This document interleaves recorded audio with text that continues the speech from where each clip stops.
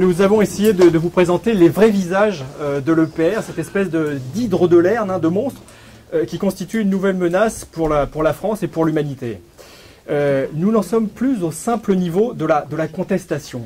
Nos propos sont étayés, vous l'avez vu, construits et renforcés des inquiétudes des collaborateurs de l'industrie nucléaire elle-même. Je vous rappelle que le réseau Sortir du nucléaire et d'autres associations ont reçu un document de la part d'ingénieurs de EDF qui travaillent sur le projet EPR, qui met en lumière que ce projet est physiquement dangereux.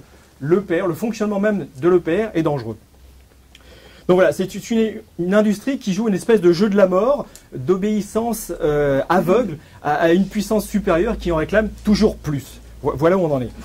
Donc, mais bon, malgré tout, cependant, on constate de plus en plus, et on a essayé de vous le démontrer, les intervenants sont intervenus par rapport à ça, que les énergies renouvelables, quelles qu'elles soient, présentent de nombreuses vertus et de plus en plus reconnues et renforcées par des résultats tangibles, présents ou à venir.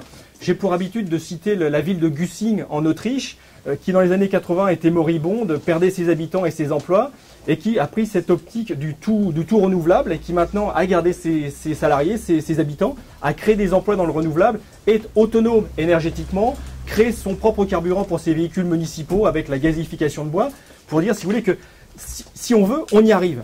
Mais on ne fera rien sans les hommes politiques, et les élections régionales constituent elles-mêmes une avancée. Et les femmes, pardon. Et les femmes politiques, et tout à fait, là aussi, un défaut de langage, on reprend, pouf pouf. Donc on ne fera rien sans les femmes et les hommes politiques. Et une volonté qui seront en mesure de refuser cette volonté présidentielle d'imposer à la France un projet nucléaire. Le point de mire de 2012, c'est peut-être l'objectif de tout un pays, de changer radicalement d'orientation et de refuser catégoriquement l'EPR au profit de projets audacieux, novateurs, porteurs d'emploi et d'espoir, de durabilité et de respect réel de l'environnement et de l'humain. Pour terminer, dernièrement, j'ai récupéré sur l'internet une vidéo d'EDF où ils parlent d'hydroliennes, qui sont donc les éoliennes sous-marines, et ils disent, texto, qu'entre la Bretagne et le Cotentin, il y a un potentiel électrique de 3000 MW, l'équivalent de 3 réacteurs nucléaires entre la Bretagne et le Cotentin. Dixit EDF, c'est une vidéo qui date de 2009, donc il n'y a plus qu'à.